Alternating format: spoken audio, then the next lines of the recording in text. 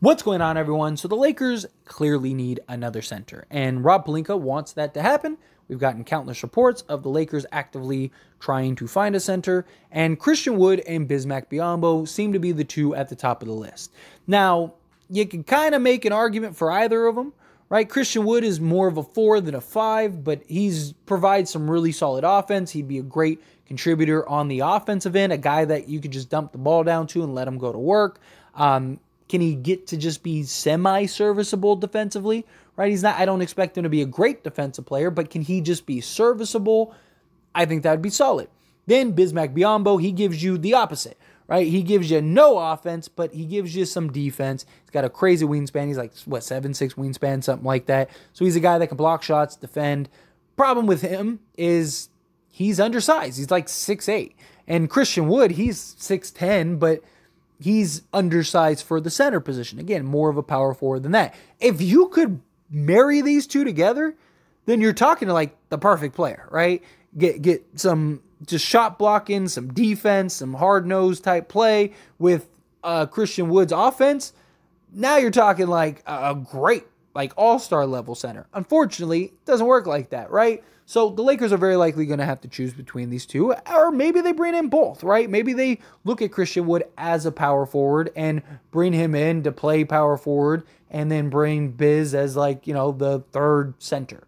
That could be a real possibility, and I don't think anyone would hate that. But there's also the real possibility that the Lakers miss out on both of these guys, right? Now, in a perfect world, like I said, you get the guy you want. The Lakers seem to prefer Christian Wood. There's lots of reports that Christian Wood is headed to the Lakers, that he's just kind of waiting to see, because no rush. Lakers offer is not going anywhere. The most they could offer is a vet minimum deal, and they're not going to be able to offer more than that, so that's not going anywhere, right? But does a team like Chicago end up paying him?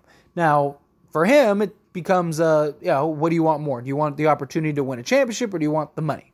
We'll find out. But in a perfect world, they land Christian Wood and all is right.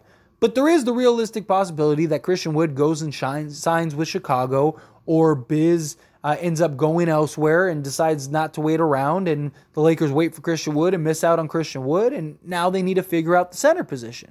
So if that happens, what do the Lakers do? What is the direction at that point? Now, you could bring back Tristan Thompson, right? He was serviceable in the time that he was there. Problem is, again, he's undersized, right? You could stick with the veteran route, maybe bring in a Dwight Howard a lot of people want, or a DeMarcus Cousins. I'm in the camp of Hassan Whiteside. I actually think Hassan Whiteside would kind of fit perfectly with what we need, especially if the Lakers kind of want to go back to that 2020 roster, right? I think Hassan really kind of plugs in that like Dwight Howard, JaVale McGee role, and I think that if he can kind of be the guy that he was before he went to, where is he at, Puerto Rico playing, I think him, Jackson Hayes, and Anthony Davis would be a very formidable front court. But regardless, like, what do the Lakers do? Because you can bring in Tristan Thompson. Do they just go and bring in Colin Castleton? Is Colin Castleton the answer? Now, I don't think Colin Castleton is the answer in the sense of like, he's coming in to be a prime Marc Gasol or anything like that, right? But you're not going to ask him to do that. And your third center, you're not really going to ask him to do that. Like even in the 2020 year, right? JaVale McGee and Dwight Howard on numerous occasions got DNPs. And even in the playoffs, they were limited minutes or in some cases didn't play. So Colin Castleton, you're probably just bringing him in, and any third center, unless you get Christian Wood.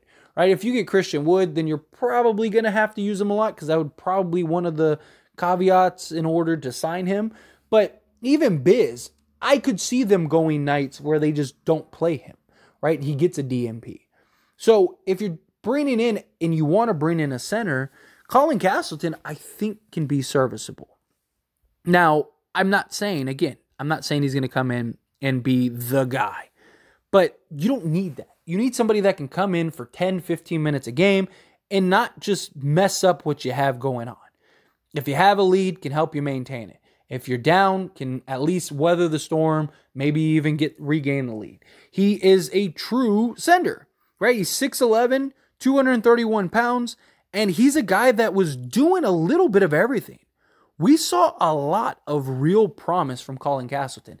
His ability to be a floor running big, his ability to block shots, his ability to finish through contact, hit the free throws, knock down the mid-range, knock down the elbow. His three-point shooting needs a little work, but again, he's a rookie. But he's 23 years old. He's got a maturity to him. He's got a confidence to him. He's got an understanding. He doesn't try to do too much. He is a great passer, man. That dude was making like precision passes. He was having those like look ahead passes, those lead passes. All of those things were massive. And imagine if you could do that on an NBA floor. Imagine with the spacing that he would have and the type of players that he have and the athletes and stuff that the Lakers have on this roster with the size and stuff.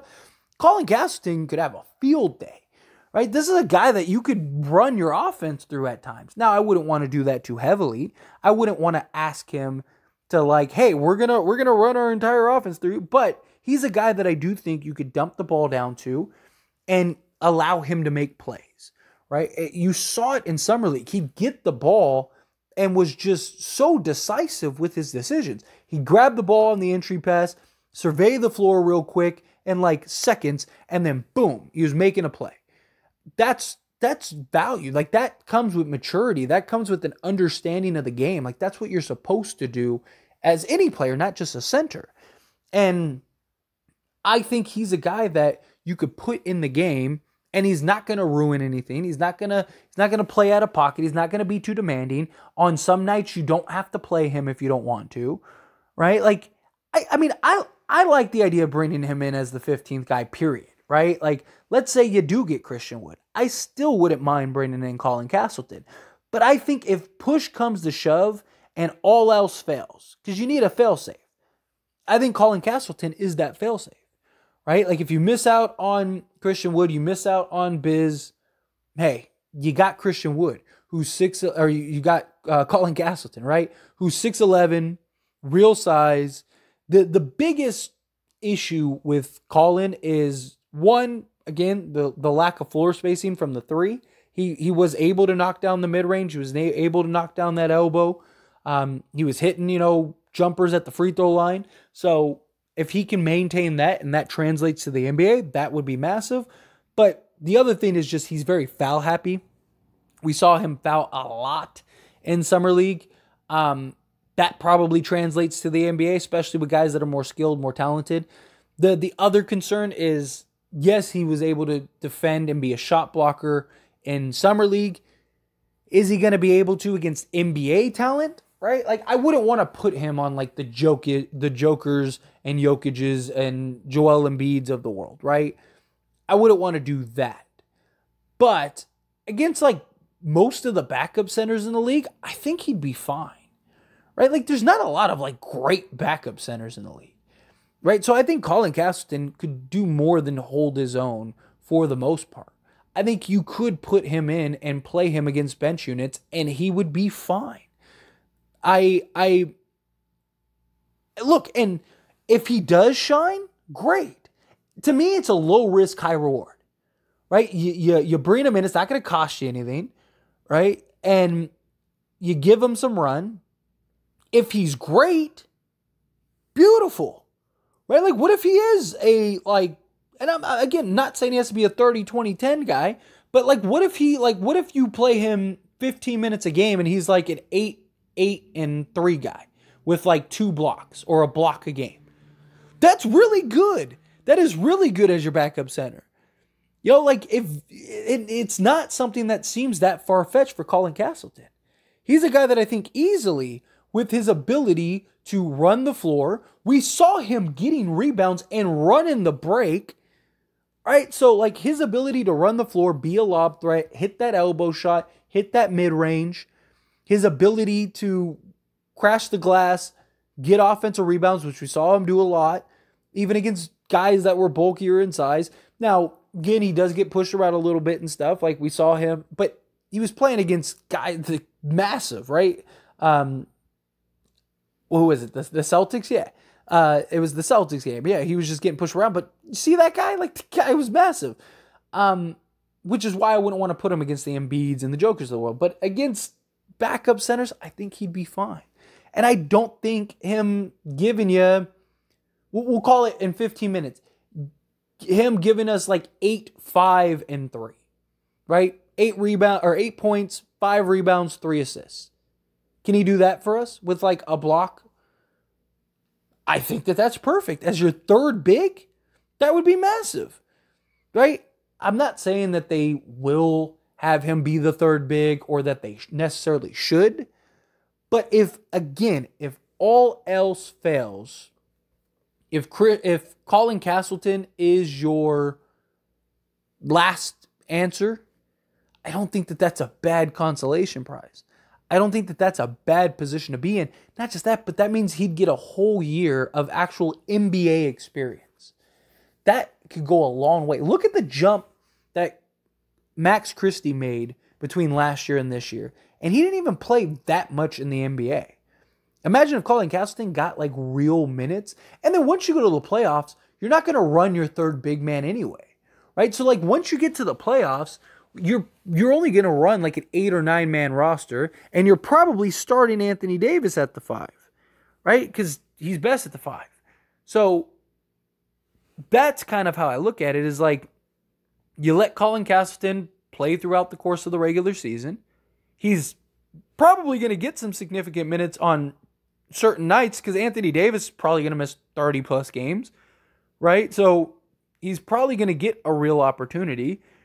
Let him develop, let him grow, you can play through his blemishes. You have a talented enough roster to where if he has bad moments, you can make up for it. Like Colin Castleton isn't going to single-handedly cost you games, especially if he's only playing like 15, 20 minutes a game at most. I don't hate the idea. Again, I don't think like, oh man, that's worst case scenario. I think it's like, hey, it's a scenario, and if it happens, cool. Right? But anyway, those are my thoughts and opinions. And as always, I pass the question on you. Let me know yours down in the comments below. Agree with me, disagree with me, somewhere in between. However you feel, whatever your thoughts are, I'd love to hear it. Let me know.